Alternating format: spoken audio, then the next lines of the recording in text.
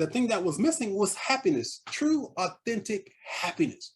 Because unfortunately, as men, we're conditioned to believe that we have three primary responsibilities, what I call the three P's: procreate, provide, and protect. So as men, what do? We procreate, we try to provide, we try to protect. Yeah. Unfortunately, what the society and culture didn't teach us how to do as men is to connect. And so how do we connect? Well, in order to connect, we have to be in touch with our emotions. We have to be in touch with how we feel. And so happiness is a feeling. And so I had to go through a process of dealing with a lot of childhood trauma stuff to get to that place where I could feel again, where I could connect with my emotions and express them authentically. And it's part of the journey.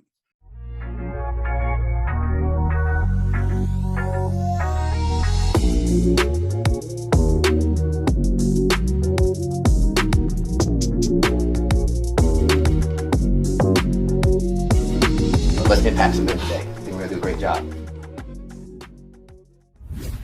What's going on, guys? Welcome back to another episode of The Modern Man, where we are on a mission to connect men in pursuit of their potential. If you are looking to embrace discomfort, cultivate community, and unlock potential, you are in the right spot. And that's exactly what we talk about here on the podcast.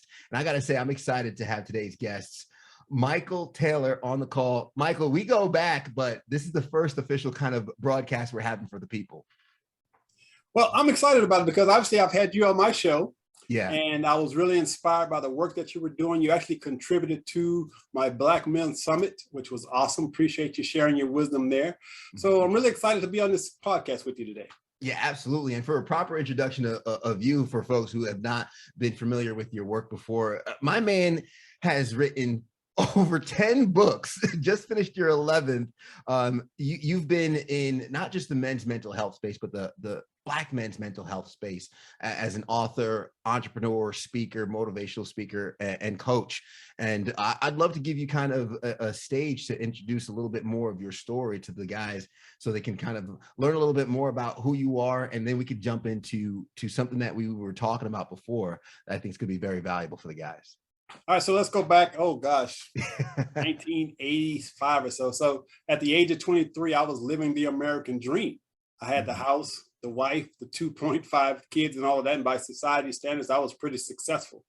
And within approximately a 6.5-year time frame, that American dream turned into the American nightmare as I went through divorce, bankruptcy, foreclosure, depression. I was actually homeless for 2 years, living out of my car. And during the darkest period of my life, I received a miracle. I was sitting up late one night because I was too depressed to sleep. And I was sitting at the edge of my bed, looking across the room at my bookshelf, when I happened to notice that every book on my bookshelf has something to do with getting rich or making money. And as I looked at those books, this question just popped in my head. Michael, what if you took all the energy and effort you've used in trying to get rich and simply figure out how to be happy? Now, as simple as that question may sound, it literally changed and saved my life in an instant. And as a result of asking that question, I stopped reading books on getting rich and making money. I started reading books on psychology, philosophy, spirituality, metaphysics. And I went on this amazing, what I'll call transformational journey. And so it's been some 25, almost 30 years now, and I'm still on this amazing journey.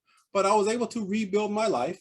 And I decided I wanted to share the lessons that I learned with other men. And so I started writing back in 1995. I wrote my first book targeted specifically to Black men called Brothers, Are You Listening? A Success Guide for the New Millennium. And I've been committed to men's work and empowering men for the past 30 years or so. And it's an honor to have you on the show. And I'm going to start calling you Coach Taylor, or is it Coach Michael they call you? Coach Michael T. Coach Michael T. Given the time to this podcast today to help us grow together. And here's the thing. I love the fact that you describe it as, what if I spent all that energy of getting rich into getting happy? Because a lot of us kind of chased one thing for so long in our lives. And some of us are, I will say, unfortunate enough to get it, realizing it's not what we wanted. Kind of that saying or that quote, men go fishing to realize it's not the fish that they're after. Or we search the world for something only to come back home to find it. or we just think success is going to give us happiness, and we think we're happy, but when we look in the mirror, it's not quite there. What's that disconnect for us? Well, for me, when I asked myself that question, what I realized was I hadn't felt happy in a very long time. I had all the stuff, but there was something missing that I really couldn't put my finger on. And the thing that was missing was happiness, true, authentic happiness. Because unfortunately, as men, we're conditioned to believe that we have three primary responsibilities, what I call the three Ps: procreate, provide, and protect. So as men, what do? We procreate, we try to provide, we try to protect. Yeah. Unfortunately, what the society and culture didn't teach us how to do as men is to connect. And so how do we connect? Well, in order to connect, we have to be in touch with our emotions. We have to be in touch with how we feel. And so happiness is a feeling. And so I had to go through a process of dealing with a lot of childhood trauma stuff to get to that place where I could feel again, where I could connect with my emotions and express them authentically. And it's part of the journey. And for me, because of some of the trauma I had, it was an emotional journey that I had to go through. I had to be willing to really heal some deeply rooted stuff, that a lot of men, as men, we don't talk about. But it allowed me to connect with my authentic self. And that's where my true happiness comes from. I think that's a great selling point for a lot of guys is, hey, if you're looking for that true happiness, this is what you need to do. The hard part for so many of us, whether it's ego, denial, is admitting that we need some work to do. A lot of us like to think, okay, we got this figured out, or whatnot, or we live this with this facade in front of us, or as you have the 5 illusions of manhood that is almost probably like a weight on us from getting to what we really truly desire in life. Yeah. Well, first of all, it is my belief that the 3 most difficult words for any man to say is "I need help." Because we live in a culture that has conditioned us once again that we're supposed to be tough. We're supposed to carry the weight of the world on our shoulders. We're supposed to be real men, whatever the hell that means. And so, first of all, we have to understand and remove the stigma around asking for support, asking for help. There's no shame, or there should be no shame or embarrassment in saying, "I need help." And when a man can get to that point where he says, "I need help," then his transformational journey begins. But that is a really difficult thing for most men to do, once again, because of our culture and how we're conditioned as men. So again, that was one of my greatest challenges, being willing to say, "I need help." And so as a result of gaining the courage to say I need help, back in the 1990s, I decided that I wanted to go to therapy because I read a book by a guy named John Bradshaw. And in the book, he said, in order to heal, you must be willing to create what he called an internal bridge, an internal connection with another human being. And I realized that I had been isolating myself from people as a result of my divorce and depression. And that interpersonal bridge is what he called it, that interpersonal bridge with another human being. And I had disconnected from people. I was isolated, staying at home, going to work, coming home, being depressed. Well, I needed to create that interpersonal bridge. So I decided to go to therapy, and it was the best decision of my life. Because in a lot of ways, it literally saved my life. Because by gaining that courage to take that first step, it's how my journey began. And so for some men, therapy may be the answer. For some men, it may be going to a workshop. For some men, it may be reading the right book or listening to an audio program. But as men, we just have to be willing to take the chance to step outside of the old man box that we've been trapped in. And we got to be willing to admit that, yeah, we as men should seek happiness, but not from outside of us. Yeah. But from within us. So what keeps us from being happy, I believe, are these 5 illusions of manhood that I wrote about in my book called A New Conversation with Men. So if you'd like, I can share those 5 illusions. Yeah, because I think so many of us have what we call these shallow relationships, right? Where you might have, and I think I referenced on an earlier episode, you might have 1,000 contacts in your phone, but feel like you have nobody to call. Or you could be in a sports bar full of people cheering on your favorite team, but feel like nobody truly knows what you're going through or who you are. And here we are in this dilemma where we are surrounded by people, yet we feel lonely. We have all these contacts, yet we have no one to reach out to. So I do think this isolation is something that a lot of us go through. And this is coming from somebody who had, being a married man now, I cherish and enjoy my alone time, man. It's one of those things I really love, right? And it's important for us to be comfortable with being by ourselves, but that could also be a vice that does more harm than good. So I'd love for you to kind of unpack more of that and dig deeper into these illusions, because we might get too comfortable with our solitude, which can then play into the shallowness of our relationships. Yeah, I wholeheartedly agree with that. So let's look at illusion number one. Illusion number one is, to be a man, you must be non-emotional and disconnected. You see, we live in a culture that has conditioned men to believe that feelings are for women. That, women, it's okay to feel and express those emotions, but as men, a lot of us can only deal with two emotions, which is anger and rage, which is kind of the same thing, but we're comfortable with anger. We aren't comfortable with things like sadness or fear or joy. So for us as men, we have to get comfortable with all of our emotions and recognize that emotions are neither good nor bad. They just are. It's how our body communicates with us. It's how our spirit speaks to us, if you will. So I believe feelings are the language of the soul. And when we suppress, repress, and deny those feelings, that's what keeps us from being happy.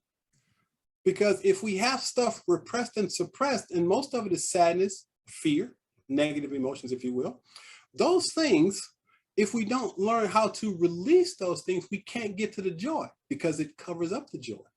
So it's really about us as men being comfortable, recognizing that as men are just as emotional as women. There's absolutely no difference. Women are not more emotional than men. They've just been conditioned to be okay with expressing those emotions. And so as men, we have to get comfortable connecting with our emotions and being able to express them authentically. So that's number one. You want to comment on that before I go to the next one? No, absolutely. Because my initial thought process, right, and it goes back into kind of what you mentioned before, the 3 Ps, right? Procreate, provide, and protect. When I think of the emotion, I laugh about being the logical minded thought process and having that foundation for me. I think, well, what if the emotion hinders my ability to make decisions? Like, that's the first thought that comes to mind. And I just had to say that because I know someone's listening right now. One of the guys who listens is like, I don't want the emotions to impact my decisions.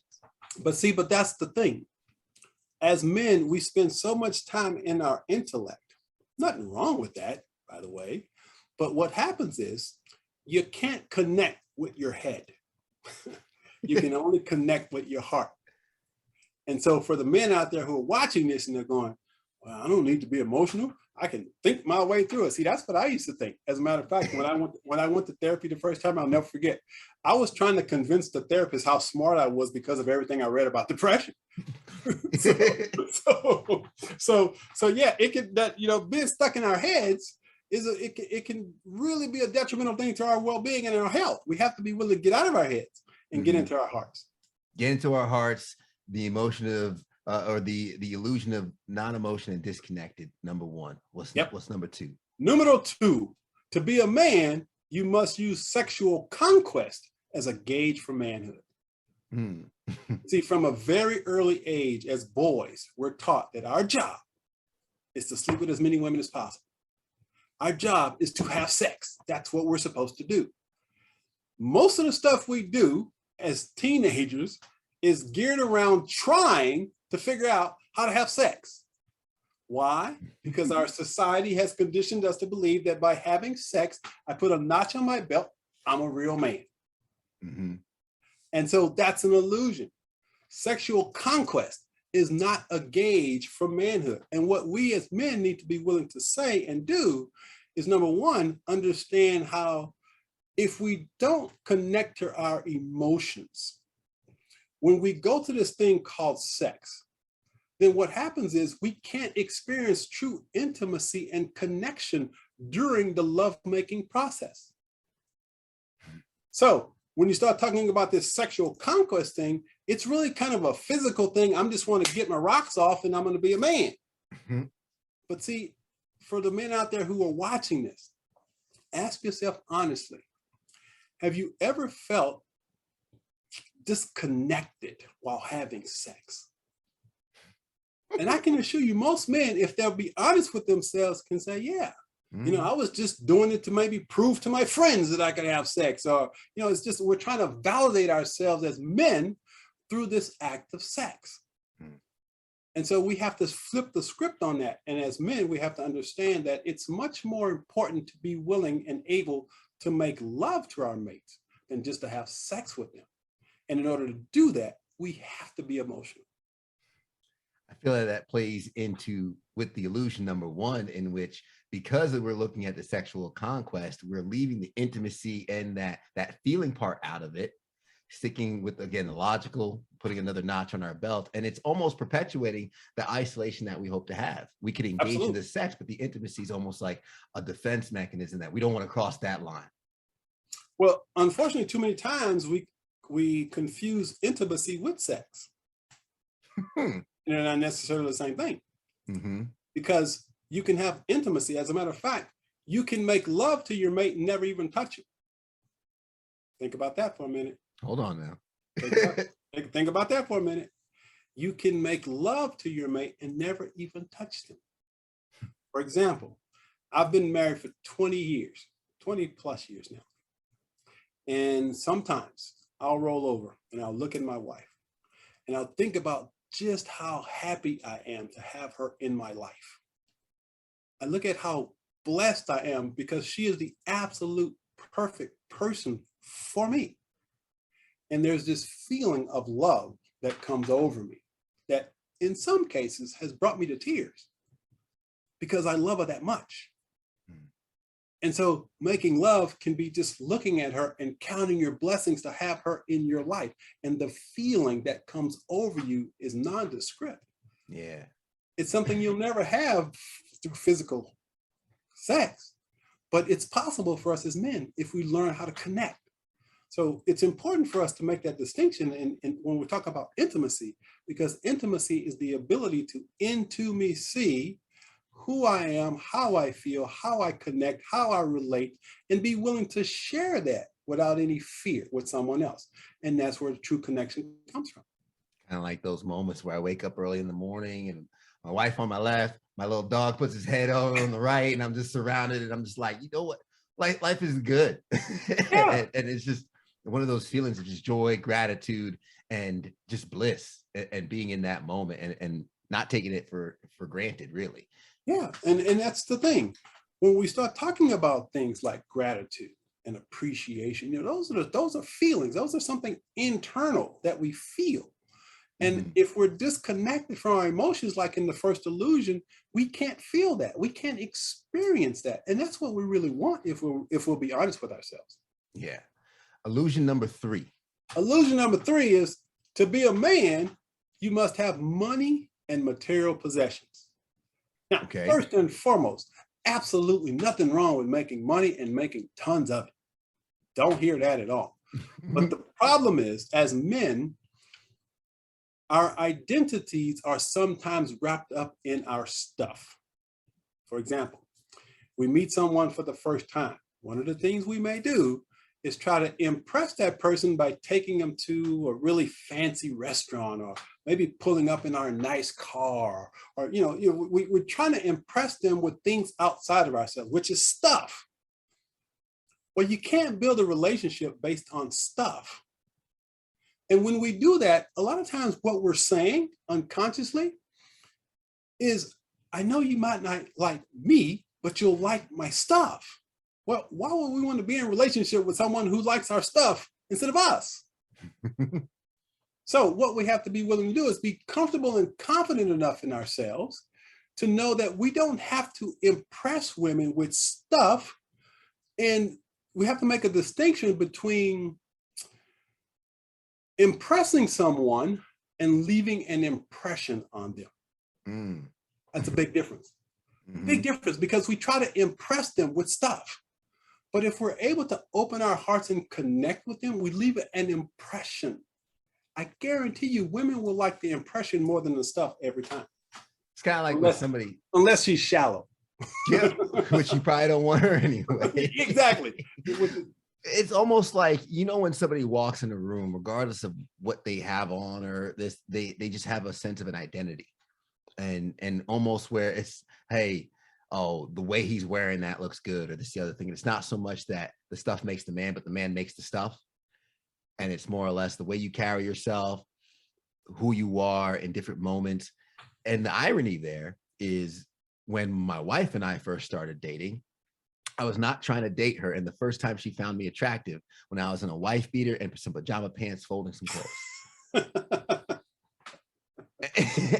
and that's the first time she found me attractive, because I was out of it. I was going through a mindset of, I'm not chasing women anymore. I'm taking care of my chores. So I'm not, because in the olden days, I would try to impress her. I would try to have a nice car and pick her up. And she came early to a barbecue we were going to, and I would have been cleaned, or I would have thrown the stuff out and we're like, all right, let's go. But I was like, hey, I didn't finish my chores yet. You mind waiting while I finish folding my laundry, and then I'll get dressed. We can go. My authentic self, raggedy self, is what she found attractive, because she said, this man is taking care of his chores, keeping his house in order before having some fun for the day. And he doesn't look bad in a wife beater. So the identity of who we are is what attracts the right person, I'll say. But see, here's the funny story that my wife and I tell, is that on our very first date, I took my wife to Pizza Hut. Oh, wow. Now, I took her to Pizza Hut for a couple of reasons. First of all, I personally would never spend a lot of money on somebody I don't know. This is just me. That's just never been my thing. And yeah. I'm definitely not the person that's trying to impress you with stuff. I took it to pizza because I love pizza. Mm-hmm. I love pizza. And so I said, here's an opportunity. Very first date. Let's see, where it goes. So there's no air about it. There's no, facades about it. Let's just see if we connect.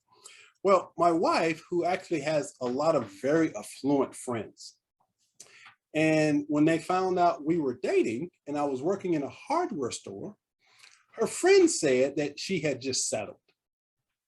Her friend said, you should be with, somebody who has money or whatever. Because, I'm just an average guy working in a hardware store. Well, my wife, she could care less. She would come into the store where I worked. I'd be running the cash register. She'd walk in. She had this big smile on her face. Hey, baby, how you doing? Blah, blah, blah, blah. And then just leave. Yeah. She accepted me for me, not my stuff. That's one of the reasons why I love her. She just loves me for me, no matter what I do. And so now, as a writer and a speaker and a TV host and all of that, we have a wonderful life together, but it's still based on her love for me, not what I do, but who I am. I remember the moment I said to a friend, we were at a pool party, I said, I'm 2 or 3 decisions away from being in a cardboard box. And Jess said, and I'd be in that box with you. I was like, man, you talk about something that the person you're dating says that makes you think this might be the one. Absolutely. That was one of it.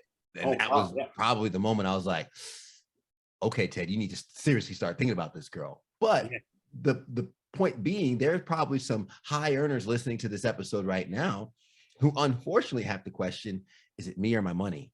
Mm-hmm. And that's a question us as men never want to have to ask and have to maybe contemplate when it's this person laying next to us each night.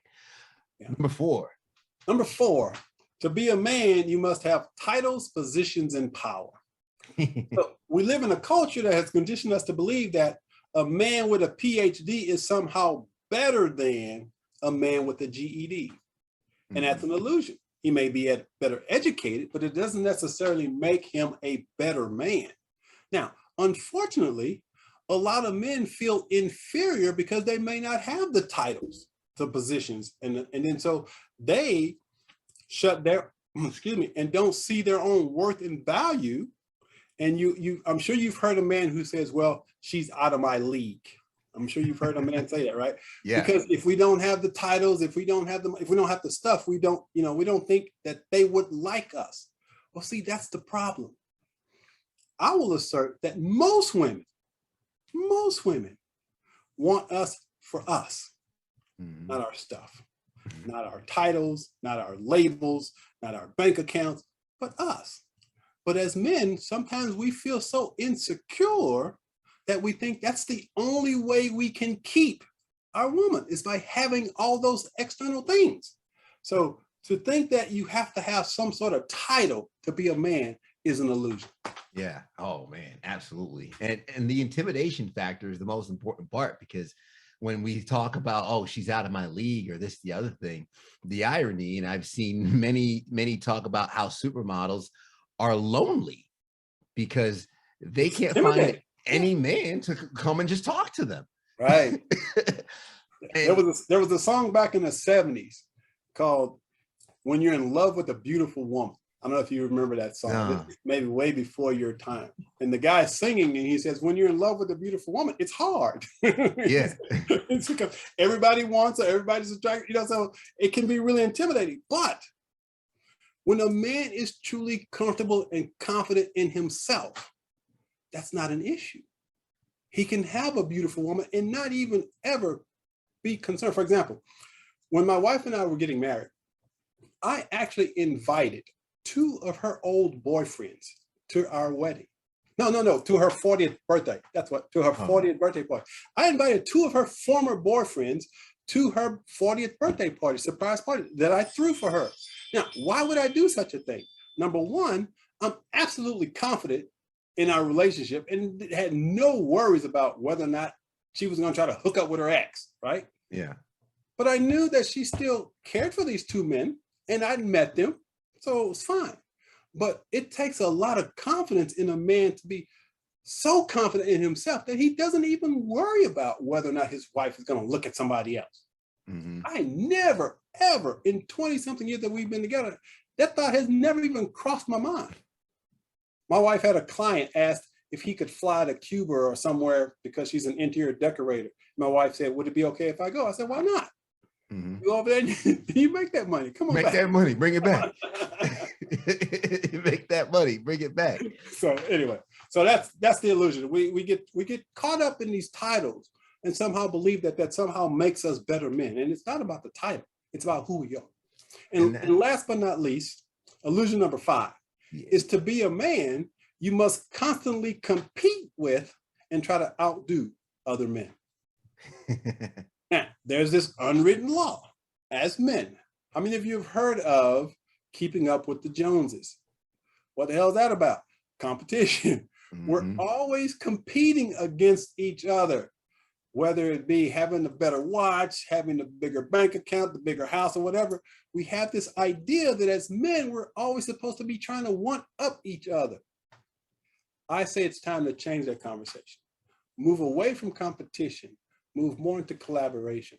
Collaboration where we as men come together to talk about and connect intimately with each other as men.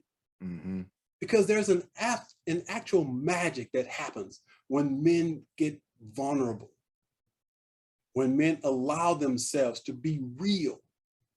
Now, it takes a lot of work to get to that place. It takes courage, right, to do that. But what I know, and I'm going to assume the men that are watching this are open-minded enough to say, you know what? I think I'd like to experience that. Whatever that is he's talking about, I think I'd like to experience that. Well, again, there's lots of programs out there that can support men in doing that, but it takes a man being courageous to get out of the man box and to say, look, I want to be authentically myself. Yeah. And whatever it takes to do that, I'm willing to do it. Man, and I think that identity, that confidence, and that focus is what's so attractive to really other people, not just the opposite sex or whatnot, just other people. Because when you mention the competition, I'll be honest, I'm a competitive person, but the biggest competitor I have is the person looking back at me in the mirror. Absolutely. And I like helping other people compete with their former selves. So when you talk about collaboration, you're collaborating with somebody. And case in point, me and my coworker, we go to the gym after work. We wake up at 2 a.m. We're at work at 3 a.m. We get out at 11:30 a.m. The last thing we want to do is go to the gym. But the accountability, we don't go to the gym to compete with each other. We go to the gym like cheer each other on. Hey, last week I saw you do this. It even happened to me today. My friend's like, hey, that's really cute, Ted. Put those weights back up. We're going up. And it's not him competing with me. It's him having me compete with my former self. So when you talk about that collaboration, and one of the foundations and values we talk about with Modern Man is embrace discomfort, cultivate community, unlock potential. It's the community that helps that thing go. If you want to go fast, go alone. If you want to go far, go together. Go together. So 5 illusions of manhood is the non-emotional disconnected, sexual conquest, money and material possessions, titles, positions, power, and competition with other men. Michael, how can guys get more information and dig deeper into some of these thoughts? Because clearly this has been something you've spent a lot of time. I mean, 10 books, another book coming out. You've been dedicating your life to this work. And a lot of us, like you said, get in our heads, want to sit down and think our way through a problem. But sometimes someone gives us the guidebook to at least give us some shortcuts. So I'd love for the men watching or listening to kind of have that shortcut as well. Well, if they go to anewconversationwithmen.com, that's anewconversationwithmen.com, they can gain access to a free ebook that goes over the 5 illusions that we just talked about. It's a very powerful ebook that will enlighten you as a man, help you see masculinity from a different perspective. And also on the site, there's access to books, there's access to podcasts, all designed to be exactly what you're promoting with the Modern Man, is for men to become the best version of themselves. Because it's really about personal growth and commitment to oneself. And the good news is, when I started this process some 25 years ago, there were very few resources for men to talk about some of this stuff. But my commitment to creating a new paradigm of masculinity, I'm filled with optimism because of people like yourself, the younger generation that are having this conversation, which I didn't have anybody to talk to back when I was starting out. I was, sitting in the bookstores and libraries by myself, trying to figure it all out and, just trying to put all the pieces together. But that's why I was so excited to be on your show. Because the more we as men talk about this, the more we transform society. And I think that's ultimately what my goal is, to help transform the society. No, absolutely. And just the power that we can have when we lean into each other and have these conversations. Really quick, before we wrap up, what would be the first step? What advice would you give to anyone listening who might have that isolation, that solitude, and don't know how to start cultivating a deep, meaningful relationship with somebody? Because obviously the first step is really what it's all about. What would you tell somebody in their lowest low or something to get started? Well, again, I think the most difficult 3 words for any man to say is, I need help. So first and foremost, know that there is no shame in saying, I need help. There's no shame in seeking support, understanding that you don't have to carry the weight of the world on your shoulders. You're not alone. There are people, organizations that can support you and help you move through whatever challenge you may be going through. But it's a matter of you being courageous enough to reach out. It could be just as simple as saying, you know what, maybe I'll go to therapy, or maybe I'll go join a support group, whatever it takes. But know that you're not alone, because I think that's the greatest travesty of our society, that so many men feel alone. They feel isolated. They don't think anyone will understand what they're going through, as if their problem, they're the only one that's ever had that problem. No, we've all dealt with the same crap. And so we just have to be courageous enough to say, I'm tired of that. I'm ready to transform. So it begins with those 3 simple words. I need help. And then being willing to take action to find that help. Absolutely. Getting sick and tired of being sick and tired. Absolutely. Michael Taylor, author, entrepreneur, motivational speaker, coach Michael T. Thank you so much for your time. Thank you for your commitment and your life's work and sharing with us here on the Modern Man podcast today. It has been my absolute pleasure. And once again, kudos to you, my brother, for doing the work that you're doing, because it takes all of us. Yeah, absolutely. It takes all of us. So I'm glad to be a part of your community. And I appreciate the mentorship too. We've had a number of calls and you've poured into me, and that's been huge and pivotal in my journey. So thank you so much. And I was excited to share this episode with the Modern Man fans, listeners, and watchers. So thank you so much. We appreciate it. And to everybody that made it with us to the end, we appreciate you as well. And you probably know somebody who can get value from this episode. So please share it with them, leave us a rating and let us know how we're doing. And of course, if you want to submit and subscribe to the podcast and get a new episode each and every single week, it would mean the world to us. That's the best compliment you can give us. We'll continue to share this content to help men unlock their potential and put wind in their sails. And of course, we'll always have another episode coming for you next week. Take care, guys.